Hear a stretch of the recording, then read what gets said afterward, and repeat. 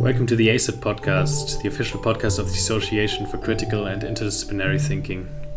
We have a somewhat more relaxed intro now, but we are still hoping to provide you with thought-provoking and stimulating conversations with researchers from all kinds of backgrounds and from all over the world. As always, you can find out more about us at www.acit-science.com. And now, without any further ado, let's jump right in. Yeah, hi everyone. I'm here with Mark Solms. Thanks a lot for joining us on the ACIT Science Podcast. So as usual, I will start with a short introduction on your background. You are currently the Chair of Neuropsychology at the University of Cape Town and President of the South African Psychoanalytical Association. And besides that, you have written 8 books and hundreds of scientific articles. So obviously there's a wealth of fascinating ideas to talk about. And most recently, you were courageous enough to write a book about consciousness called The Hidden Spring, even though the whole topic around the famous C word of consciousness is somewhat contentious. And I hope we can explore the ideas from your book much further in the course of this conversation. But to start things off, attentive listeners will already have noticed that you embody the somewhat rare mix between a psychoanalyst and a neuropsychologist. So my first very broad question would be, like, how did you come to spend your scientific career at the intersection of these two fields? I had imagined that training in one of the neurosciences called neuropsychology would place me in the correct discipline to study how mind and brain relate. And by mind, I assumed one meant this thing that you and I are experiencing now, being the brain. The subjective perspective upon it, which is fascinating and important because it's the only thing in nature, as far as we're aware, that there is something it is like to be. So this must matter. This must do something, and yet it was completely ignored in neuropsychology when I trained in the early 1980s. So much so that if you asked your professors, like, for example, we're learning about visual perception and all of the processes that constitute the function of vision. If you were to ask your professors those days, but why is there something it is like to see? Or worse than that, how does it happen that all of that information processing becomes the experience of seeing? Where is the subject that receives all this information and it does so in the form of an experience? All of that was completely verboten in the neuroscience of that time. So it was out of a sense of frustration and disappointment with my field that I cast my eye around and became familiar with psychoanalysis, being the one branch of mental science that seemed to not be embarrassed about the subjective nature of the mind. And so for all of its faults, I thought that was my best bet. If I want to bring subjectivity into neuroscience, I should look to that discipline. Bring its concepts and its methods and its theories into neuroscience in order to bring the psyche into neuropsychology. Because as Oliver Sacks famously said in 1984, he said, neuropsychology is admirable, but it excludes the psyche. Neuropsychology excludes the psyche. And that's so my aim by training in psychoanalysis was to bring the psyche into neuropsychology. Yeah, so I find that quite surprising. If you look at it like that, if you don't have the historical context why the subject should be so neglected in neuropsychology. So can you maybe talk about the historical reasons why you think that came to be and how that is connected? I could say, first of all, a general point and then an historical point. There's a general point, which is that science aspires to objectivity. And so the very nature of the subject, in other words, subjective experience, it is inimical to science. How can you do objective science on something that nobody can observe? How do you do empirical science, where empiricism means, based on the data of my sensory perception? If there is no sensory perception, there's no thing, no object called the mind. So I think that that's not an historical point so much as I suppose, a sort of philosophy of science point. But coming to the history, psychoanalysis, as I said, despite that problem that I've just mentioned, psychoanalysis in the person of Freud, Freud decided to, experience is part of nature. It exists. So we've got to get over ourselves and somehow find a place for it in science. And that's what psychoanalysis was meant to be. Freud actually said very early on, he said in 1896 to a close friend of his named Wilhelm Fliess, he said, "I want to replace metaphysics with metapsychology." In other words, he wants to bring what is it that explains experience into science. So he did so, and when you do that, you're going to be punished for the reason that I said earlier, because how do you do proper science on the subject? And so, Freud developed this method, free association, and he developed all of these theories on the basis of that method. And the very starting point was questionable to most mainstream scientists. You must remember, Freud was a neuroscientist, first of all, and a neurologist, second of all. And so, his colleagues were not exactly predisposed to taking this kind of thing seriously. So in the wake of psychoanalysis, of all of the methodological problems that arise from an attempt to have a science about experience, there was a backlash, and that backlash was called behaviorism. They took exactly the opposite view, which was that if you can't see it, it doesn't exist.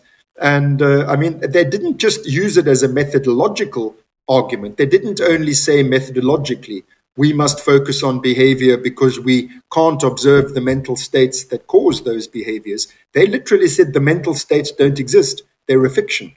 That actually the behaviors are all that exist. You see the external stimulus and you see the external response, and that is psychology. So they literally, absolutely excluded the psyche from psychology. Behaviorism sort of came into being in the 1920s and then came to dominate academic and experimental scientific psychology. Was dominated in all the universities around the world from about the 1950s. Certainly,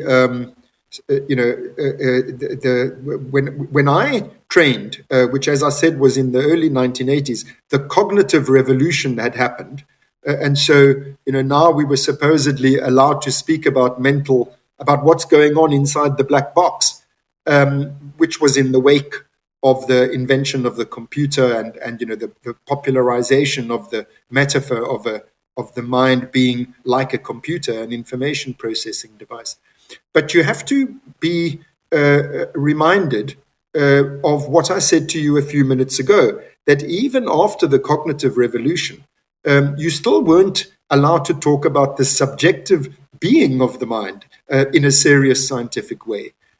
So although we were now willing to entertain scientific hypotheses about the mental processes going on inside of the instrument of the mind, it was still this thing out there called the instrument of the mind. This is what led to me being so perplexed as a student, saying to my professors, "But who does the perceiving of all of this information?" So even with the cognitive revolution, still. And when I say even with the cognitive revolution, I'm bringing us up to today. still today, despite the fact that we in neuroscience now do study things like consciousness very seriously, things like affect, even things like the self. These are things that we're allowed to talk about. Still, it is a thing. It's still very questionable to have as your starting point that the mind is first and foremost something subjective, and therefore you can only ever observe your own. If you take that as your starting point, and you say it's that thing I'm trying to include in science, you're always going to be marginalized. So that's the historical reason. But I have to just add a little footnote, which is to say, I also don't think psychoanalysis did itself any favors. Freud seriously argued these points and tried his very best to engage with the mainstream science of his time. The mainstream other mental sciences. But as psychoanalysis became fashionable and dominated psychiatry, so they just sequestered themselves. They just said, we're not interested in these other approaches to the mind. And so they became a kind of they almost became like a religious sect, So that's also part of the historical reasons for it. I think people are very dubious about psychoanalysis, in part for good reasons. Yeah, it's an interesting byproduct of this kind of entrenchment between behaviorism and like focus on the objective and the subjective, that there's even this tendency to just wanting to ignore the other side of the coin. Yes. So from my point of view, once we have the tools, as we now do, to be able to study in vivo what's going on in the brain while we can have a subjective report about the mental experience, you don't need to have one or the other. You can have both. You can make objective observations of a kind which are way beyond the wildest dreams of the behaviorists. And precisely because we have such rigorous objective observational techniques in regard to what's going on in the brain, I think that we should be less anxious about having a liberal approach to including subjective phenomena, because we can tether them. If 10 out of 10 people, when in the same brain state, report the same subjective experience, pretty likely that they're all having the same subjective experience. Yeah, it's quite interesting that, maybe we can connect this now to consciousness and your new book, because in consciousness, the subjective and the objective come together like in no other place that we know about in nature. And it's, I think, for a good reason that consciousness has been like one of the central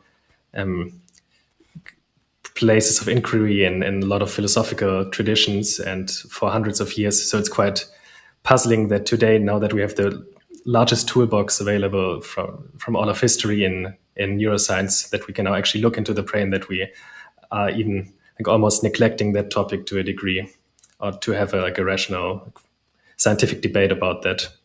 Yeah, so maybe we can start by just quickly with this short synopsis on your book, The Hidden Spring, and then we can take it from there. Well, my book starts from exactly the issues that we are speaking about now. It's an attempt to square that circle. It's an attempt. It's a concerted effort to try to develop a natural scientific framework for understanding experience. In other words, it's an attempt to bring subjective phenomenal experience into the framework of ordinary natural science, which necessarily means it's an attempt to explain it using concepts which can also be used outside of psychology. My starting point is that there was a long time after the Big Bang, before life appeared on Earth, and presumably everybody agrees that consciousness is a biological phenomenon. In other words, it's a phenomenon attached to living things. And of course, there's some people who don't believe that, but I'm talking science now. Then there was a long time between the beginning of life on Earth and the emergence of consciousness. So those two simple facts, in other words, that life emerged from things that were non-living, and that consciousness emerged from living things that were not conscious, those two simple facts oblige us. It means it must be possible to explain causally how consciousness emerges in nature, in just the same way as you explain how anything else emerges in nature from the forces and energies, from the ultimate explanatory concepts of physical science. So that's what my book is about. It's an attempt to do that. Now, I mean, you could say on the one hand that's wildly ambitious or even naive. But on the other hand, you can say what I just said. It's sort of, well, we have to try to do that. It must be possible to do that. We should at least take stock of, where have we got to? So my book is taking stock of where we've got to, but more particularly where I've got to, because that has been the question that has driven the whole of my scientific life. That was why I became a neuroscientist. I wanted to answer that question. And I'm not alone. It's probably the most interesting question in science. So it's a description, my book is, of my own journey, as they call it. From the very beginnings of my even the prehistory of my scientific life, and then the history of my own research career, and the people and theories that I've encountered and methods that I've used along the way. But so that's a kind of a very generic, a very kind of loose description. But to cut to the more technical point of my book, my starting point is that we understandably, in our attempts to identify the neural correlates of consciousness, the NCC, which began in earnest with Francis Crick in the 1990s, we understandably focused on cortical visual processes as our model example of consciousness. I say it's understandable because, look, our consciousness, as you and I are experiencing it now, it's very largely visual. And also a lot of the cortex is visual cortex, and we understand better visual processes than any other cortical processes. So it was an understandable starting point, but I believe that it was the wrong starting point. And I say this only in hindsight. I mean, if I was there with Crick, maybe I would have agreed with him at that point. But in hindsight, I think it was the wrong place to start. And there's actually a very simple reason for it. There are two. The one is that cortical visual processes are not intrinsically conscious processes. We actually knew that already by the 1990s, that there's some pretty complex forms of visual information processing. By complex, I mean, even things like being able to discriminate color, which is the thing that philosophers of mind keep on talking about, the qualia of redness, and so on. You don't need to have a quail to recognize redness. To differentiate red, blue, and green, you can do it unconsciously. And that's a cortical process. There are even studies where you can recognize faces unconsciously, where you can read words unconsciously. So what the visual cortex is doing is not intrinsically conscious. So it's not surprising that people like Frank Jackson in his famous knowledge argument, I don't know if you're familiar with that. Frank Jackson is this philosopher who said, imagine, I'll simplify his story. He says, imagine a visual neuroscientist named Mary. She knows everything there is about the functional mechanisms of vision, but she's blind. So she doesn't know what it's like to see. And then one day, thanks be to God, the gift of sight is bestowed upon her. And then, says Jackson, she will learn something utterly new about vision. In other words, what it is like to see is not accounted for by the model, the mechanistic, typical kind of functionalist models of cognitive neuroscience. Mary knew all of that. She knew all about the functional mechanisms, but they didn't predict for her or prepare her in any way for what it is like to see. So the argument goes from Frank Jackson, and it was taken up by David Chalmers, that therefore our ordinary scientific approach to explaining mental functions doesn't apply in the case of consciousness, because you can understand all of the functional mechanisms, and like Mary did, and it still doesn't tell you why and how there is something it is like to process information in this way. Now, my argument is, well, that's not a good place to start. If those functions can operate unconsciously, that's not surprising that Chalmers and Jackson and Nagel before them are perplexed. They're saying, well, so why doesn't, I'm quoting Chalmers when I say this, he said, why doesn't all this information processing go on in the dark, free from any inner field? And I think that's a perfectly legitimate question. But it's only because that information processing can and does go on in the dark. So that's one of the reasons why I think it's the wrong place to start. The other is, only mammals have cortex. And it's not only that mammals have cortex. A good many of my colleagues, this might surprise you, but a good many of my colleagues think we can only study human consciousness. And that is because we can only be sure that we humans are conscious. And they use this criterion for consciousness, which they call reportability. So reportability means declarative capacity, in other words, language. So, unless you can say, I am seeing red, then you're not sure if the person or the creature is seeing red. And so we have unwittingly used the most complex form of consciousness in the universe, in other words, human cortical processes, as our point of departure in terms of trying to identify the fundamental mechanism of consciousness. So my book takes a different approach and says we shouldn't be looking at the most complex forms known to science and look there for the elementary mechanism, but also we shouldn't be looking to a part of the brain whose functions are not intrinsically conscious. We should rather be looking to where the consciousness comes from. And everybody agrees that a prerequisite for any cortical conscious process to arise is that it has to be aroused, it has to be activated. In other words, it has to be modulated by reticular activating system.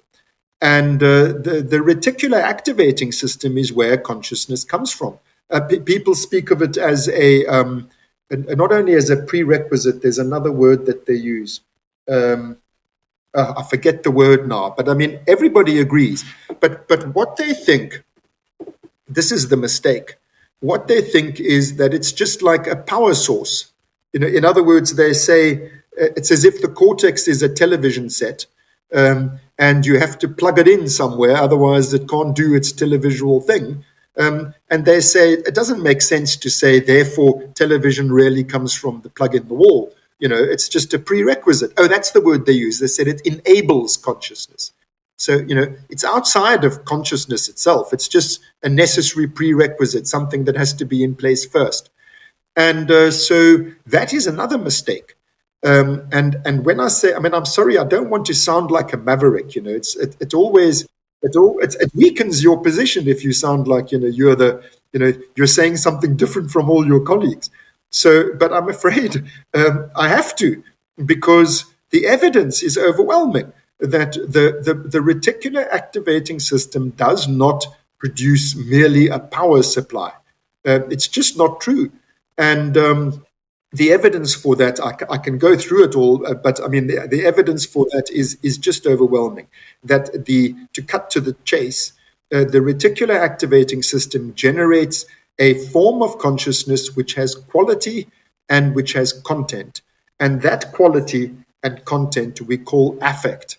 In other words, feeling. In other words, what it is like to be. That is why I think and it's an ancient part of the brain. It's 525 million years ago that the reticular activating system evolved in the vertebrate line. And so I think we should be starting there. I don't mean the whole of consciousness can be reduced to what the reticular activating system does, but I'm saying that if we can understand that form of consciousness, then we will have understood the fundamental, elemental form. And the crucial issue here is that, remember what I said about Chalmers? He said, why doesn't all this information processing go on in the dark, free from any inner feel? And I was saying, well, it's a reasonable question because cortical information processing can go on in the dark. But this is the part of the brain that actually generates consciousness. That's its function. You can't explain, and remember I'm saying consciousness in the form of raw feeling. That's what, and I'm very happy to go into the evidence for that. Yeah. But the point is, it generates raw feeling, and just the most fundamental qualia of being like something, and the functional mechanism of that. If Mary had been an affective neuroscientist, and she knew everything there was to know about how feelings are generated, how could she not know that they feel like something? I mean, the whole point of feeling is that it feels like something. So whatever that mechanism is, unlike the mechanism of whereby the cortex processes visual information, in this case, the mechanism whereby the brainstem generates feelings, I think that that mechanism has a pretty good bet of explaining why there is something it is like to feel. Yeah, that also nicely relates to the points you started with initially about like an evolutionary approach to first there was nothing, then there was life, and then there was life, and then there's consciousness. So there was also, like, I think pretty famously in the 19th, 20th century, the idea that you couldn't really explain life, that there was some magical step in between and it came out of nothing.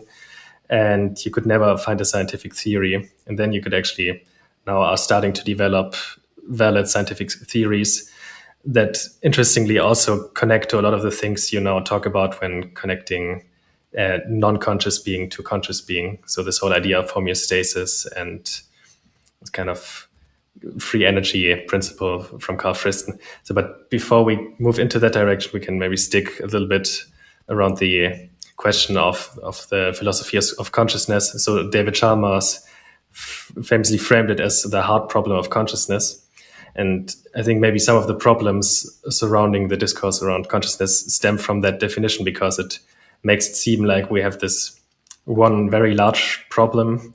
And as Thomas Metzinger frames it, it's not really one large problem, but it can be broken down into like subcomponents, and then it can actually be approached scientifically.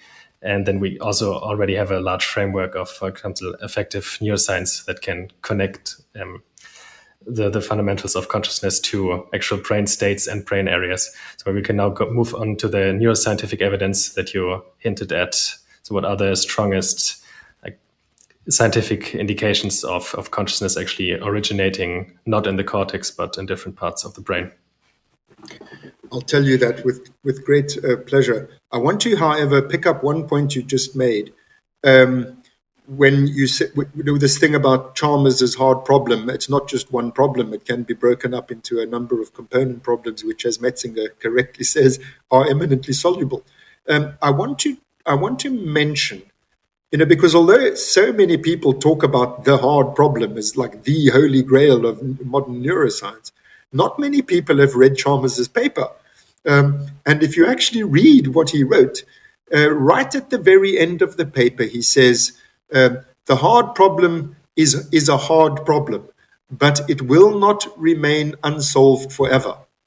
And so he is not saying, his metaphysical position is not that it is something outside of science which can't be solved scientifically. He actually, even in that paper, makes some speculations of his own, which maybe we'll come back to later.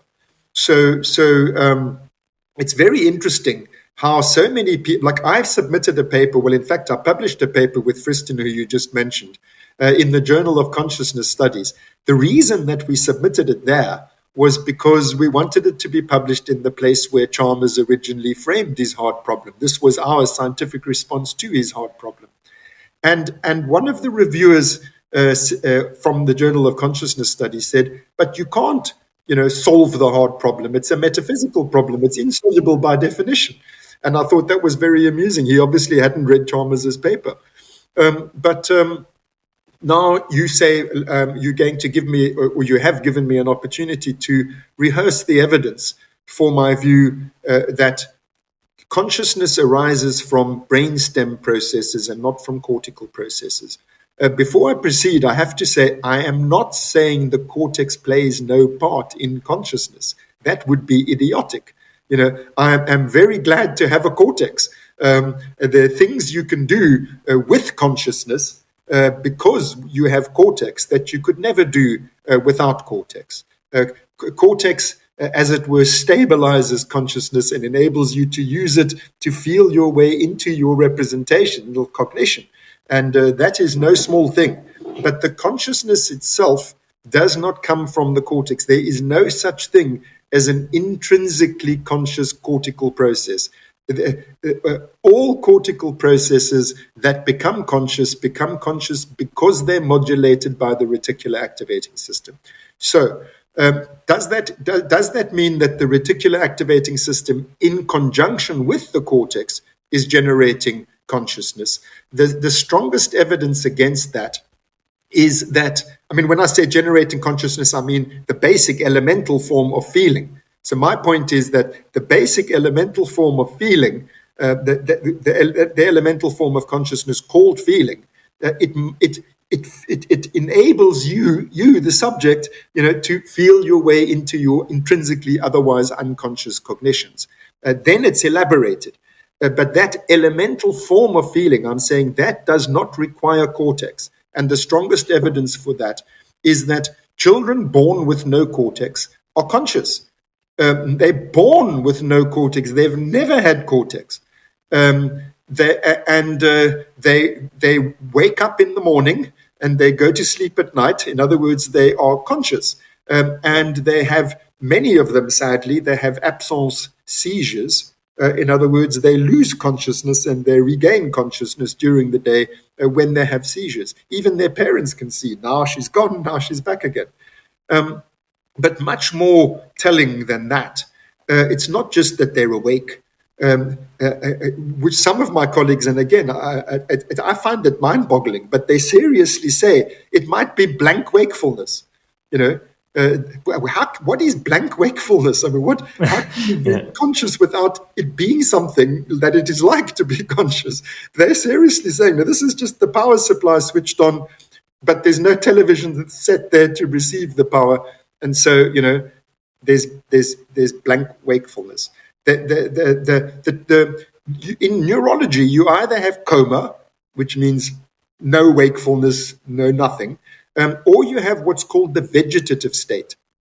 The vegetative state, which means only autonomic processes are working, including the sleep-waking cycle, which is an autonomic process. They call it non-responsive wakefulness. So the crucial issue there is that this so-called blank wakefulness is non-responsive. So these kids, not only do they wake up in the morning, as I said, but they respond. They respond to stimuli, and they respond in particular to emotional stimuli, and they respond emotionally, and they respond with the appropriate emotion given the nature of the stimulus. So, for example, if you go like this and give them a fright, they get a fright and cry. If you hug them and kiss them and cuddle them, they get all warm and cuddly and cozy and fuzzy, And if you frustrate them, they arch their backs and they get angry. And if you make them scared, they avoid the threatening stimulus and so on. So all of the basic emotions are displayed by these kids. Now, my colleagues say, and again, I mean, I'm sorry to keep on repeating myself, but I do truly find it mind-boggling. But what my colleagues say, many colleagues, they say, we can't be sure that these children are not like philosophical zombies. In other words, these are just reflexive processes, but there is actually nobody there. In neurology, it works the other way around. We don't worry that our patients are pretending to be conscious when they're not. I mean, how can you? Who ever heard of a person who's a zombie pretending to be conscious? What we worry about in neurology is the other direction, that the patient might look as if they're unconscious when actually they're conscious. So here are human beings responding. You remember the term non-responsive wakefulness? They're responding, and they're responding emotionally. And the counter argument is, well, these might just be blank reflexive states. So you can't win. How do you get around that problem? Well, of course, you can't ask these kids, what is it like to be you? The same with your dog.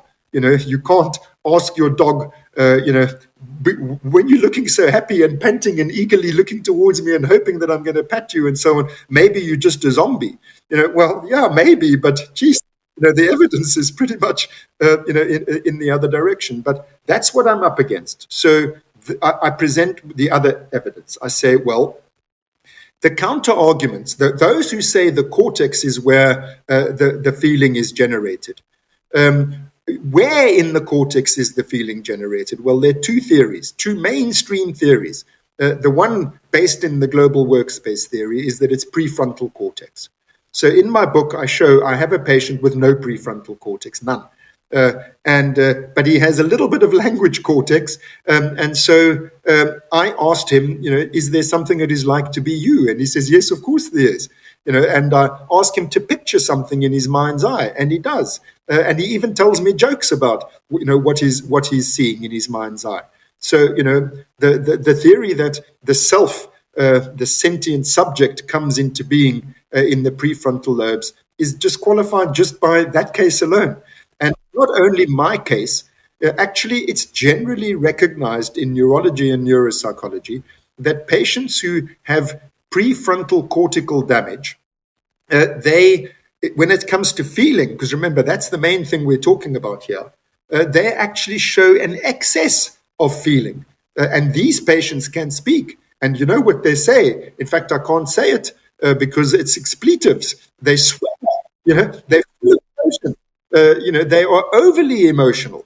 So if the cortex, and this, my dear colleague Joseph Ledoux, who's an eminent affective neuroscientist, he seriously says in print, repeatedly, he says these subcortical processes which generate feelings like fear, which he studies, they're unconscious until the prefrontal cortex reads them out and labels them. So now, if that were true, then if you don't have prefrontal cortex, then you can't feel fear. But in fact, what you see is the opposite. These patients show overwhelming floods of emotion with no prefrontal cortex. The other theory is that it's the insula. This is Bud Craig's theory, that it's in the insular cortex that the sentient self comes into being. And he's got all kinds of reasons why he believes this is the case. Well, Antonio Damasio has a patient with no insular cortex, just like my patient with no prefrontal cortex. The guy has no insular cortex on either side. And he interviewed him in just the same way I interviewed my patient. And the patient reports his mental states and speaks about, I feel this, I feel that, I feel the other thing all the time. So, here you have a person reporting things about what I feel. But according to Craig's theory, there shouldn't be an I there because there's no self. These kids with no cortex, they can't report. But these adults who've got no prefrontal cortex, no insular cortex, they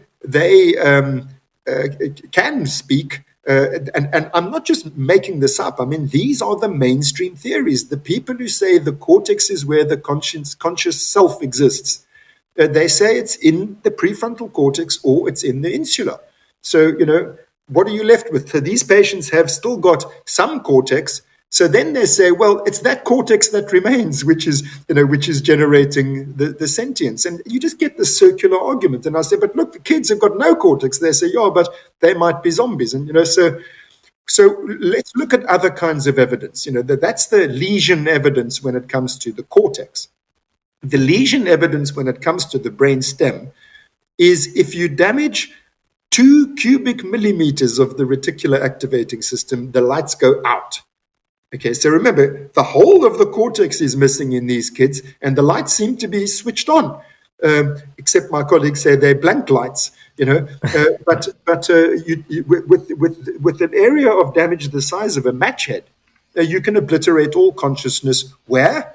In the brain stem, So look at that contrast. Now, I've told you, they say it's just a power supply. So let's have a look at what happens if we stimulate that power supply with a deep brain electrode, which we do. In fact, we do it a lot. We do it for the treatment of pain. It's common to use deep brain stimulation of the periaqueductal gray. But and by the way, if you stimulate periaqueductal gray in the midbrain, in the brainstem, you get the most intense affects, and the patients report them. They got cortex. They say, switch that thing off.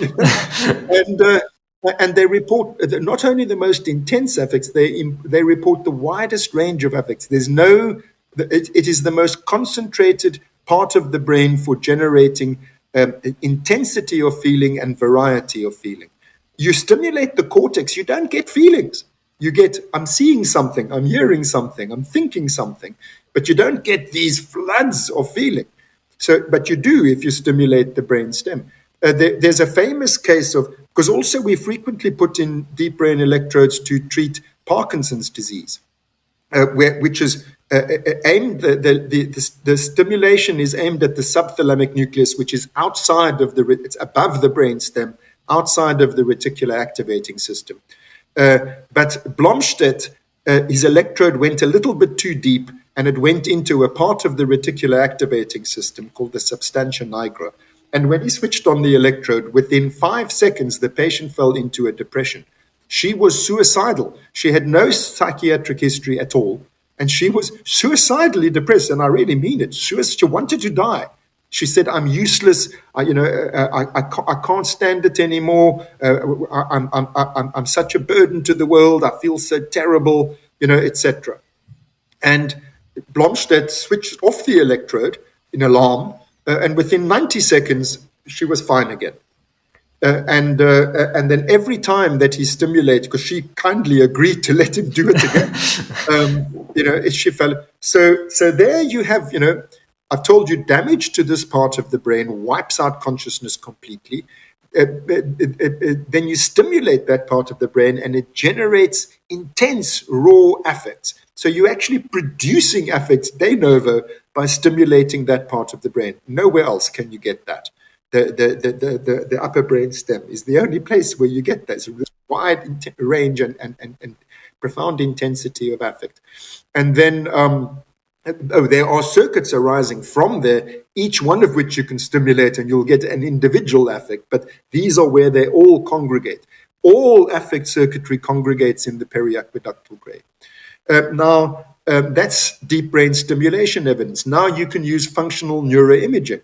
So you take people who are in intense emotional states, and the study that Damasio did, which was with positron emission tomography, he took people who were in intense states of fear, anger, joy, and sadness.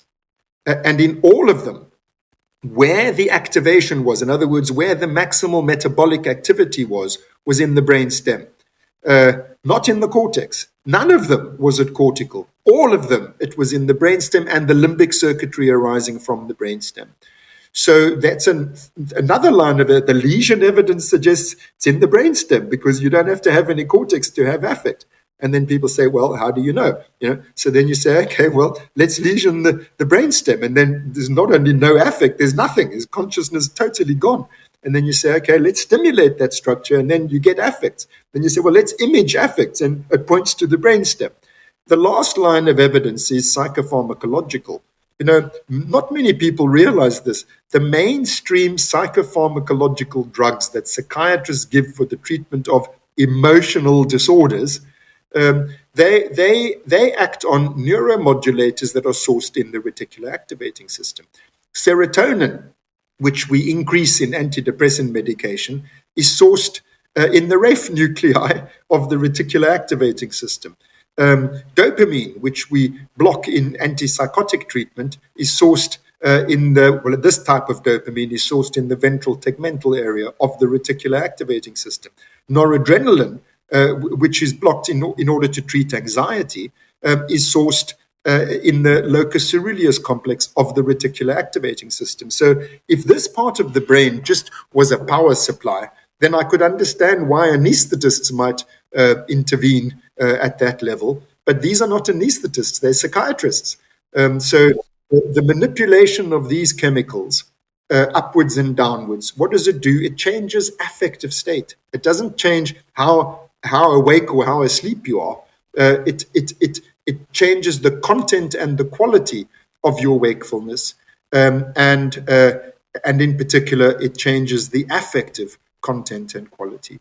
So you take all of those lines of evidence together, and I just don't see how we can continue to believe that the source of consciousness and of affective consciousness in particular is the cortex. It's just ridiculous. And I don't see how we can deny that the source is in the brainstem.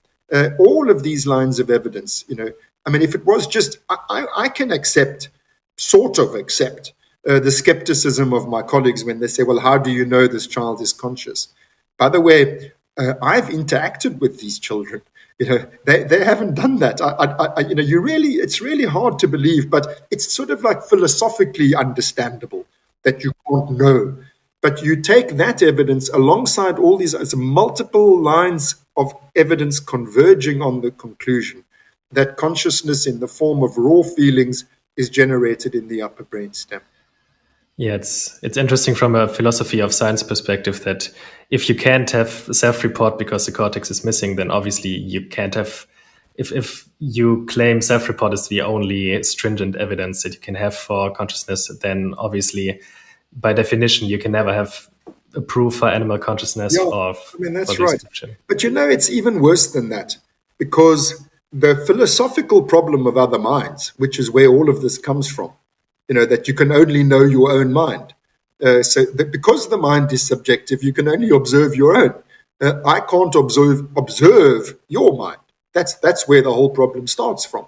That each of us can only experience our own subjectivity because, it's subjective. But the problem of other minds, it states that because I can't observe your mental states, even if you report to me that you're conscious, that doesn't mean you are. So I don't know why this reportability criterion is given such a high status, because it's exactly the same. I say to my colleagues, but my kids are reporting their consciousness by crying or laughing, or why must it be reported only in words?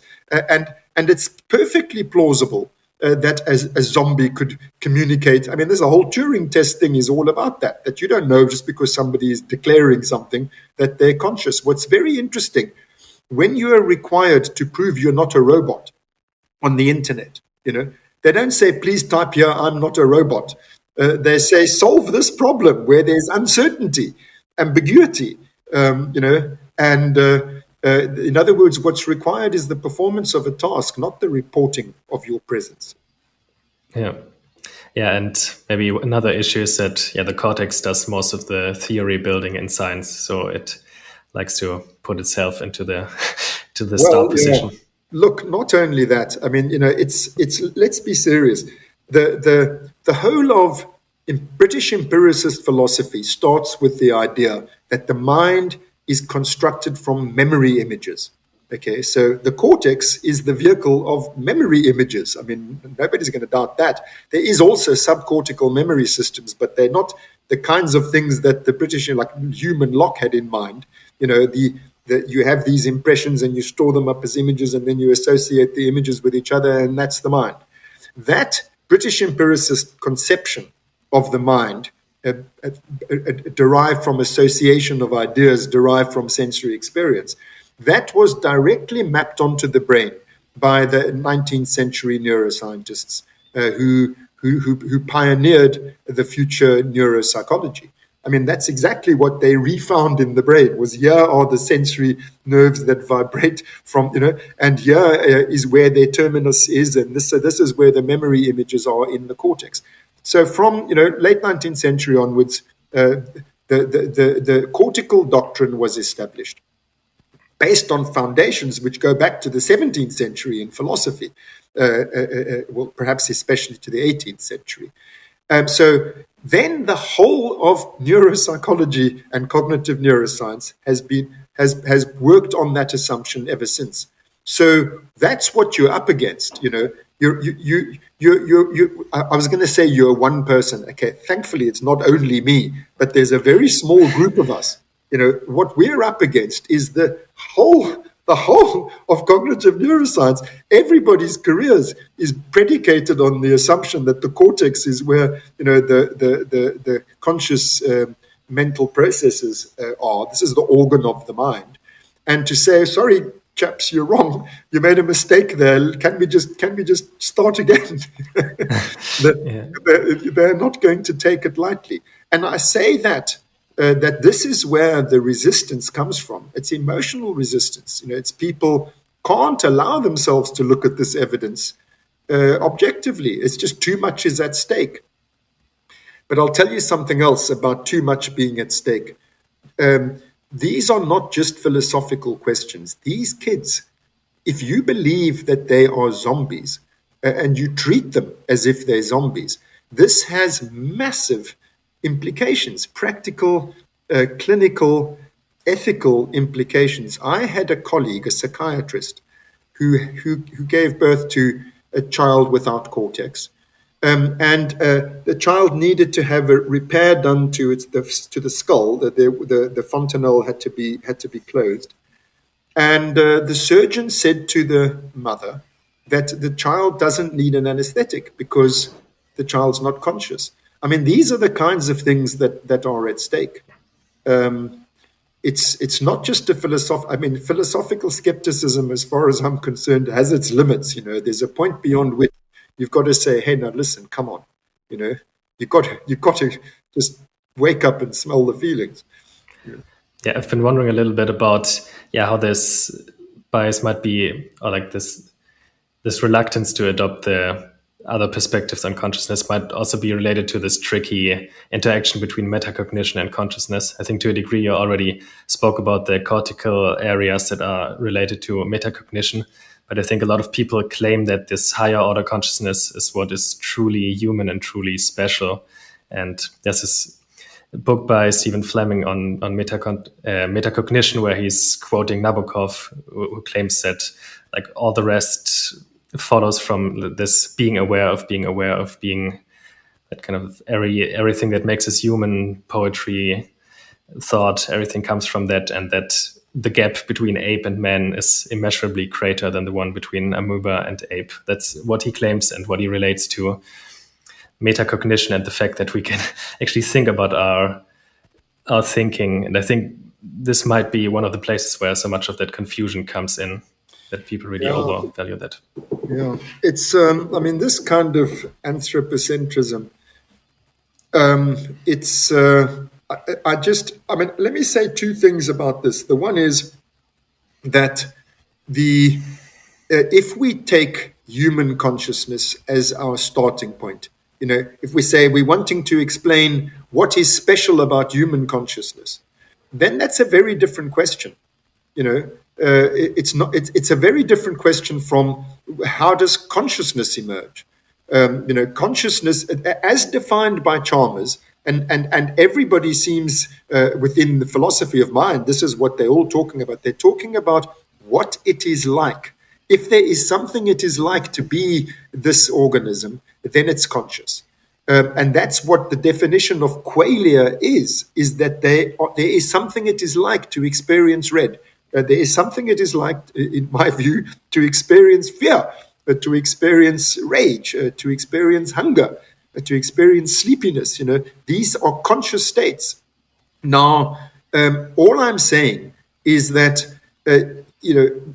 human consciousness aside, if you want to study human consciousness, that's a different question from studying consciousness. I'm saying if you want to understand how consciousness evolved, in other words, not only how did it evolve in terms of an evolutionary biological story, but mechanistically, what constitutes sentient being, like being in a state of sleepiness, or being in a state of too hotness, or being in a state of hunger, then you can't seriously claim only humans have this.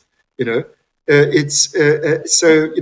what we're talking about when we're talking about qualia, when we're talking about something it is like to be the organism.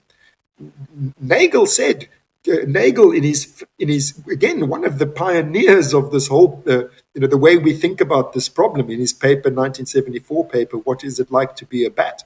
There he said that conscious mental states can only exist in an organism if there is something it is like to be that organism, something it is like for that organism.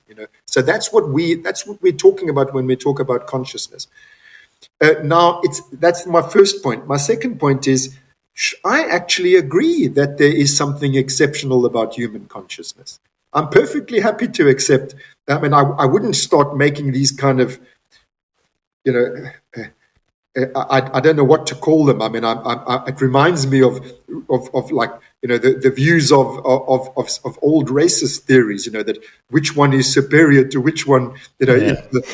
I don't think that we should think about it in terms of superiority and inferiority and whose gap between which species and which species is big and which one is small and which one is important and which one's.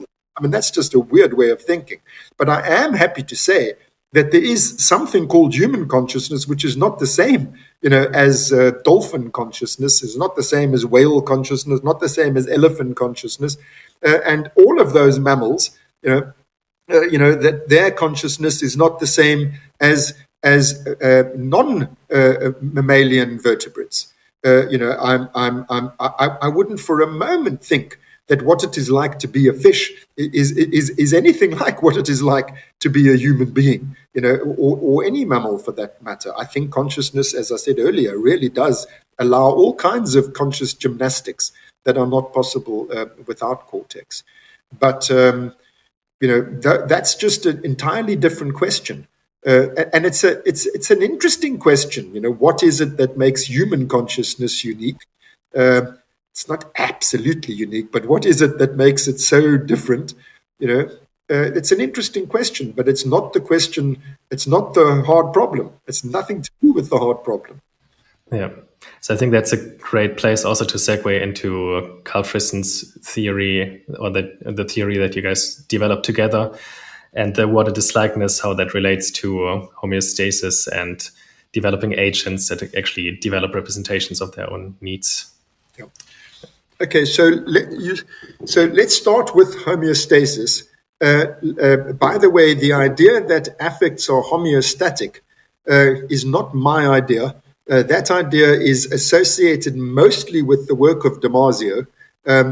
Actually, there are earlier statements of that view in the work of Jaak Panksepp. So I am not the originator of the idea that affects are homeostatic. And in fact, why I mention that is not only because I don't want to claim priority for something which doesn't belong to me, but also because I want to let people know this is not a novel idea. This is actually quite a well-established idea that affects are homeostatic, by which it means that you have a viable range where you need to be, There's a certain temperature range. In our case, it's between 36.5 and 37.5 degrees Celsius.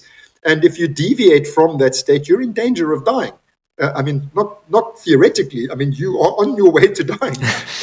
And the same applies to blood gases, oxygen and carbon dioxide. The same applies to sugar. The same applies to water. The same applies to salt, and so on. That there's certain places that are viable for our phenotype, for each phenotype, and deviation from that requires the organism to do something to get back into its viable bounds. And the simple fact of the matter is that is what affect is. So it feels bad to be moving away from your viable bounds. That's unlust, unpleasure, and it feels good to be moving back to your viable bounds. That's what feeling does. And then it's categorical. So it's not just I feel bad, it's that I feel hungry, or I feel thirsty, or I feel anxious, or I feel enraged. That quality, so it's valence and quality. In other words, valence is badness and goodness, and the category of badness and goodness about which one of my homeostatic needs. So that's what affect is. Now, the question, so as I said, that's actually pretty much of a no-brainer, if you excuse the now that's a simple mechanism. It's not complicated. It's like when you're getting away from where you need to be, it feels bad, and when you're getting back, it feels good. That tells the animal what to do. It tells the animal what to do in conditions of uncertainty. Now, this is a crucial point, that we have many homeostats in our bodies which function unconsciously. In other words, blood pressure regulation. If your blood pressure gets too low, then what you do is there's vasodilation and vasoconstriction, the dilating and constricting of the blood vessels, and the increasing and decreasing of the heart rate. That's all that you can do about your blood pressure. And you don't need to be there, because it's always the same answer, so it doesn't need feeling. And there's a lot, like peristalsis in your intestines. All that it does is just push the shit towards the anus. It's like, it just does that automatically. If it's stuck, no, push, that's bad. But you don't need to. You don't. No matter what the problem is, the answer is the same. So there's no uncertainty. But when you're in an unpredictable situation, like, for example, let me give you the example of respiratory control. Normally, breathing is autonomic. You don't need to decide, better breathe now, you just breathe. But when you move into an unpredicted situation like a carbon dioxide-filled room, now you're outside of the bounds of your reflexes. Now you've got to do something. And it's this called allostasis. Now you've got to do something to bring yourself back into your viable bounds, which is not reflexive. It needs voluntary behavior. And how do you know which way to go, up or down, through this door, through that door? Because you've never been in a burning building before, let alone this particular one. And the way that you know is you feel air hunger, an unpleasant feeling, which means I'm outside of my viable bounds in terms of my blood gas balance. And if you go up and there's less oxygen there, you will feel worse. If you go down and there's more oxygen there, you will feel better. That's what guides your choices, which is what underwrites voluntary action. And that is the mechanism of affect. That's what affect does. It enables you to survive in conditions of uncertainty. Before we living things, we vertebrates develop that capacity to feel our way through life's problems by trial and error and learn from the experience. Before that, you would just wipe out entire species when something unexpected happened, or there would be some subset of the species which randomly did the right thing. It happened to have the polymorphisms that generated the behavior that was successful. And so the only way that you could have learning was by one generation after another by natural selection.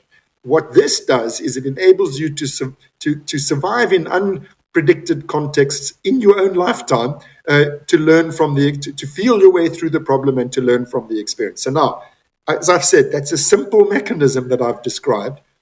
The question is, can we specify the causal mechanism whereby homeostasis comes about? And of course we can. It's very easy. And so this is where Karl Friston enters the picture. He published a paper in one of the journals of the Royal Society. It was called Life as We Know It. And in that paper, he reduces to mathematical equations how homeostasis works. It's not a surprise that he can do that. But I told you not all homeostasis is conscious. So my collaboration with him began from the assumption that this equation of how the simple mechanisms of homeostasis, we need to elaborate this causal mechanism to explain this extended form of homeostasis that generates feelings. And so that's what our paper, the one that he and I published in 2018, was about. But now I want to go behind that, earlier than that, because homeostasis within Friston's frame of reference just is a special case of free energy minimization. Okay, free energy, in case, I know this, everyone's talking about free energy principle these days, so perhaps everyone knows what it is, but basically, the system has to, the organism has to predict, if I'm in this need state, then if I do that, I will return to my viable bound. So this action should have this sensory consequence. That's a prediction. And if that doesn't happen, then you've got to, and you get the wrong sensory response. That's called prediction error. And then you've got to update your predictive model to make better predictions next time, because otherwise you're going to die. So it's a very simple mechanism. And free energy is just a measure of the average prediction error. So this homeostasis of this extended kind that we're talking about, where you can update your predictions on the basis of prediction errors. In other words, you can learn from experience. This is just a special case of this free energy principle, which has to do with self-organization. So there's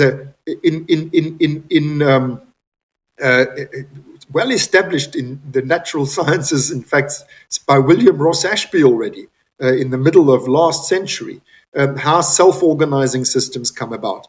Self-organizing systems are just systems whose functional architecture, in other words, what they do and the design principles underlying what they do, is that they are designed to keep on existing. That's all. That's so. And these all living organisms are self-organizing systems. In other words, their basic design principle is, you must do whatever it takes to keep existing.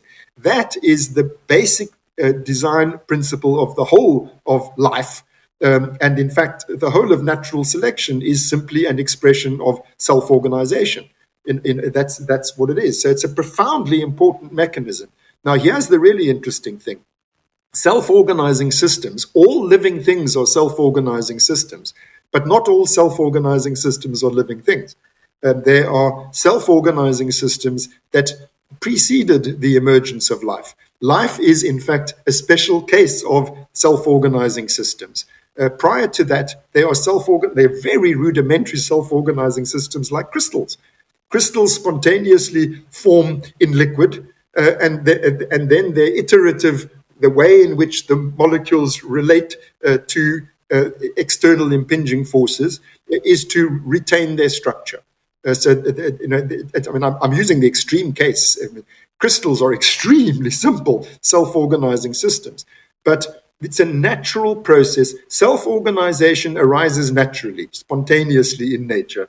That certain, for well understood mechanistic reasons, certain structures form, which then behave in such a way as to continue their existence.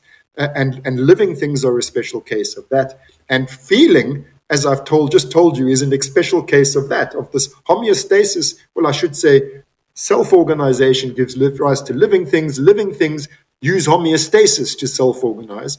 And an extended form of homeostasis is feeling. In other words, the creature knows how it's doing, that there is something it is like to be out of homeostatic alignment and returning to homeostatic alignment, which has the causal power of enabling choice, which has very real consequences. In other words, life versus death. So this is how it all works. Now, I told you that the idea that homeostasis underlies feeling is not a new idea. It's a great idea, but it's not my idea. My idea was, well, if Friston can explain homeostasis mechanistically, then, and if affect is a homeostatic mechanism, then we should be able to explain affect mechanistically. And at that point, Damasio kind of lost me.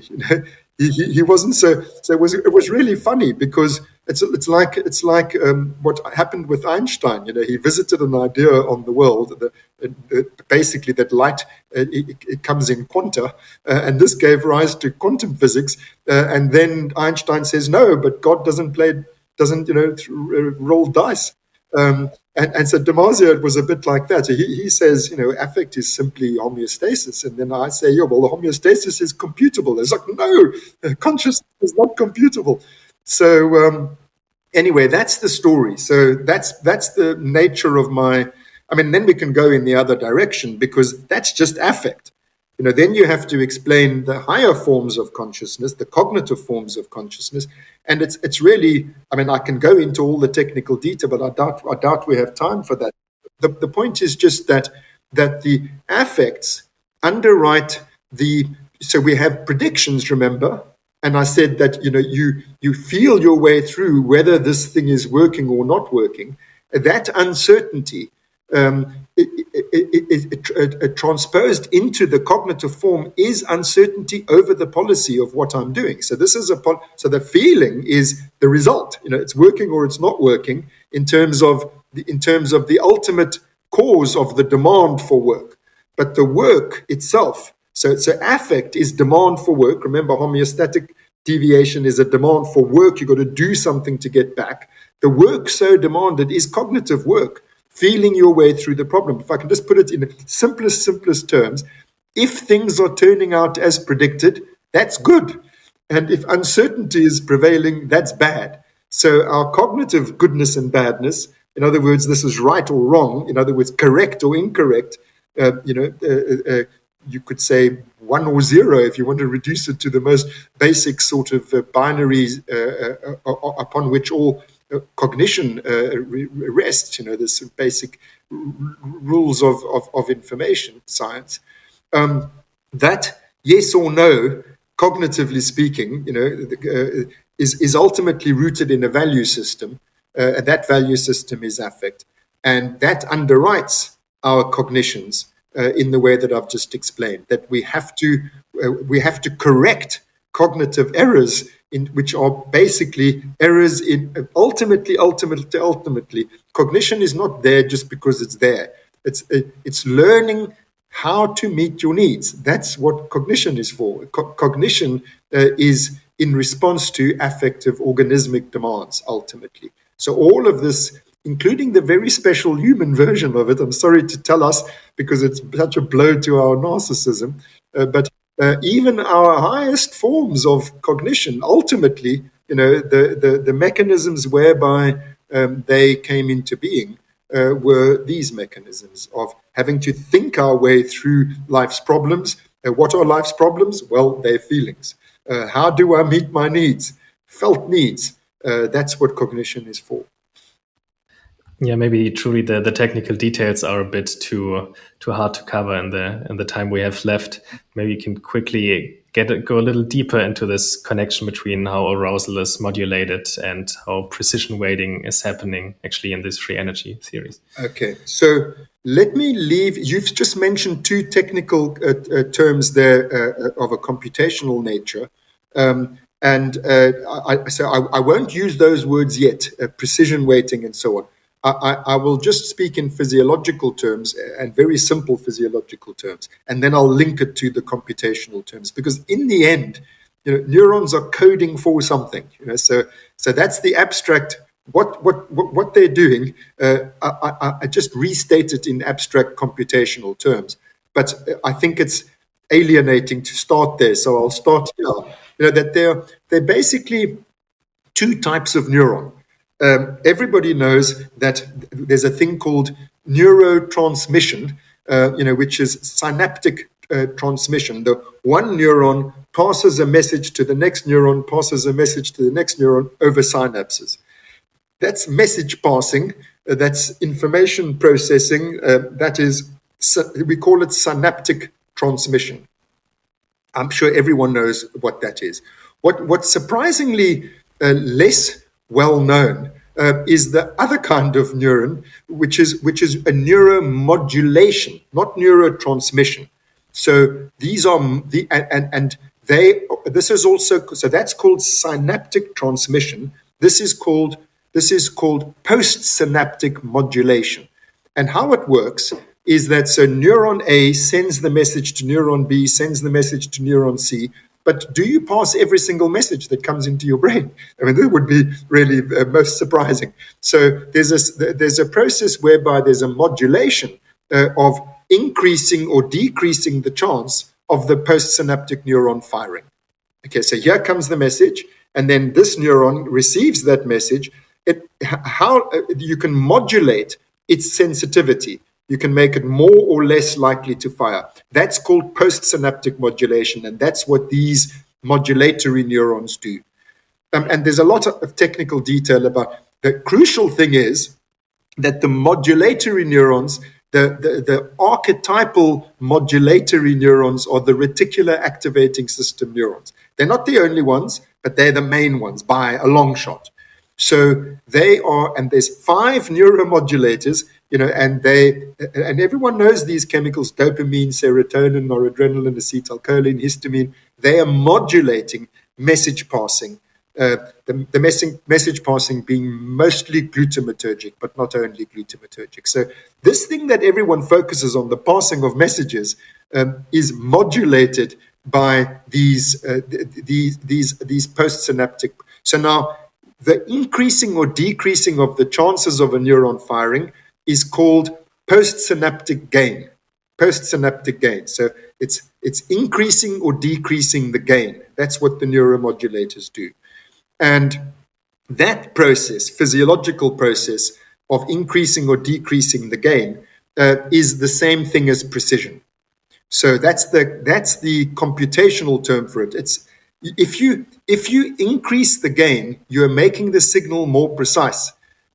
If you decrease the gain, then you're making the signal less precise, to the point that you can prevent the signal from, as happens in sleep. That's an excellent example. Every night, your brainstem, your reticular activating system neurons, modulating your sensory message passing neurons, say, I'm reducing the gain.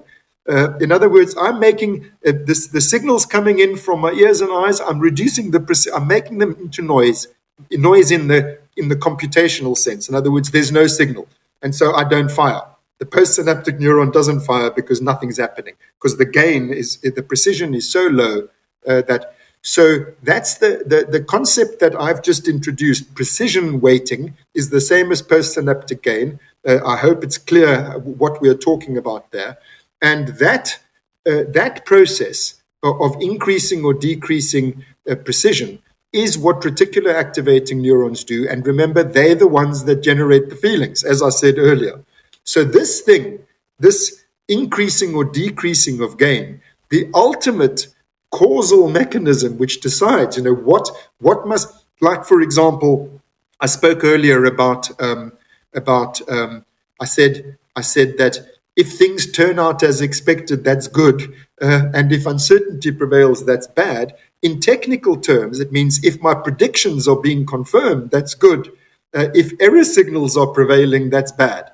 Okay, and that's the computational equivalent of what I've just said. Now you've got to modulate the precision in your prediction over your error signal. So when I say that it's good if things turn out as expected, it means increasing the precision in your prediction, which is just to say the confidence in your prediction is good. It means that you can decrease the precision in the error signal. And that is why I say it's good, is I'm trying to show you how it's tied to feeling. And if the error signal is increasing, that means uncertainty is prevailing. It means you reduce the confidence in your prediction. In other words, my policy as to how to meet this need ain't working. So that's bad. So and the modulation of this is, okay, now we need another prediction. Okay, we got to change our mind. This isn't working. This is heading to tears. That's the basic mechanism that we're talking about. So that modulation of precision, I just slipped in another word there, which is confidence. That is a statistical term.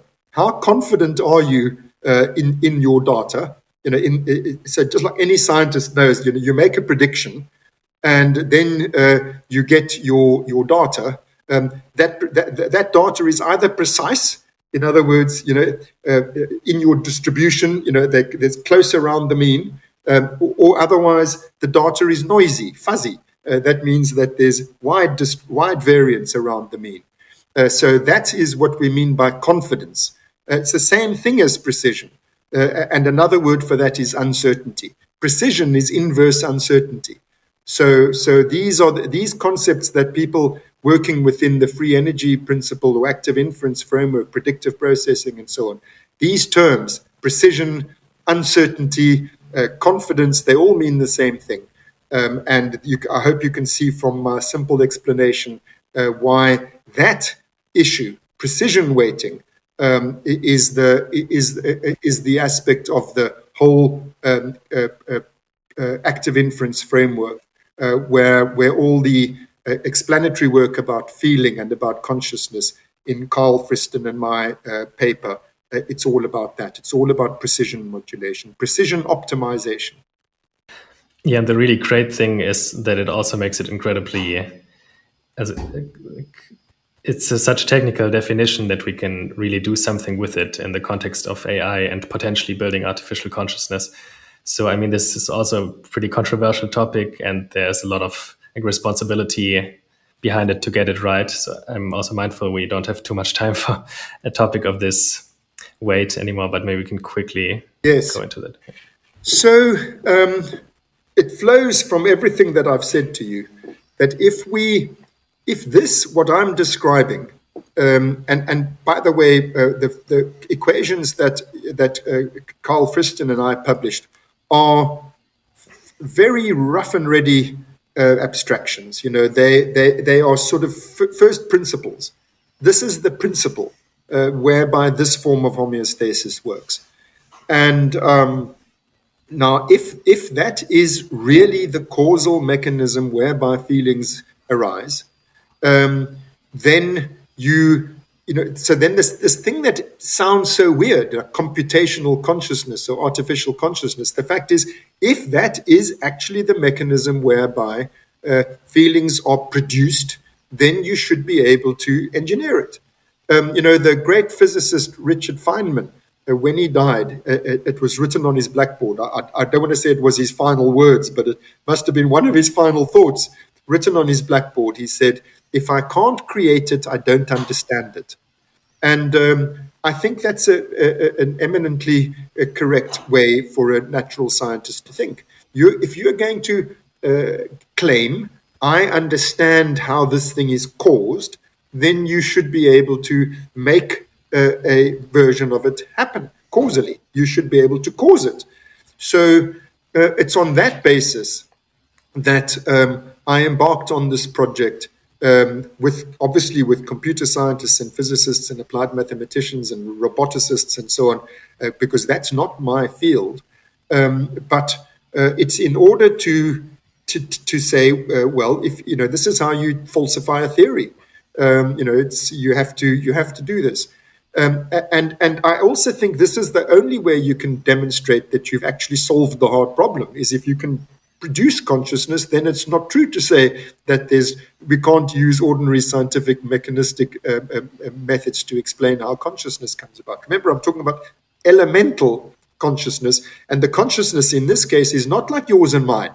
This is the consciousness of a self-organizing robotic system which feels things like, I'm running out of energy. I better do something about it. Feels something like I'm overheating.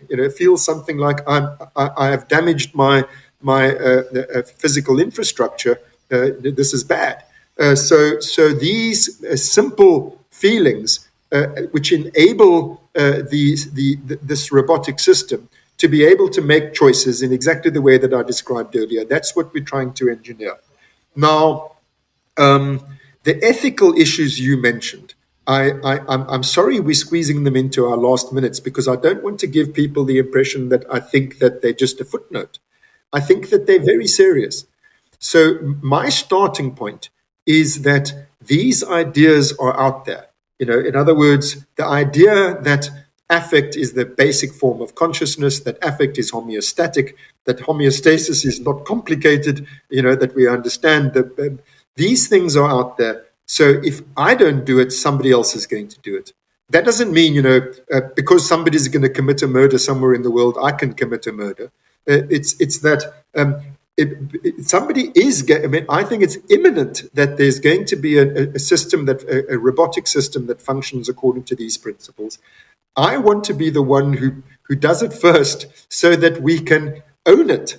And when I say own it, I mean, you can't patent an equation, but you can patent an application of an equation. So as soon as we've got an application that's working, that's doing this, I want to patent it not in my name, but in the name of some collective body, something like the Future of Life Institute or something like that, so that we then can prevent anybody else from doing it, because we own it. And then we must have a symposium of all stakeholders, not only neuroscientists and computer scientists, but philosophers and ethicists, all stakeholders, where we decide together how we're going to proceed if this comes to pass, that we can engineer an artificial consciousness. So I'm not doing this in a gung-ho way.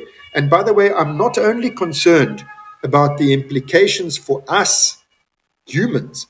Already artificial intelligence in some specific ways is way more intelligent than us. But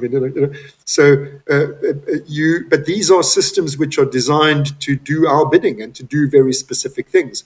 If you have such a system whose sole aim, let us not forget this, the whole starting point of self-organizing systems is their sole aim is to do whatever is necessary to survive. So that poses a danger to us. Let's be clear about it. But there is also the ethical problem of, as soon as you have a sentient robot, then it has rights. If it can suffer, then you can't just do what you like to it, And this is why we have to think very carefully also, why would we want to have sentient robots? Presumably it's because they'll do stuff for us. In other words, if they're sentient, then they're slaves. Then we're producing slaves. So, it's not only the dangers to us, it's also the dangers to these artificial systems that we need to, the ethics of both sides of that equation. And so I'm really not going into this blindly. And look, we also don't know that we'll succeed, although I have to tell you, our first we've been at it now for just over a year in earnest, trying to build this system. And so far, we've made very good progress. In fact, we reported in Karl Friston's, he has on Mondays a theoretical neurobiology meeting. This Monday, this week just passed, we reported our first findings, and there was very, very, very great interest in our progress. Yeah. It's incredibly exciting stuff. So I know that you have to leave now. So yes. I think that was a good place to wrap it up. So thanks a lot for taking the time and being so generous with your insights and time and these fascinating ideas.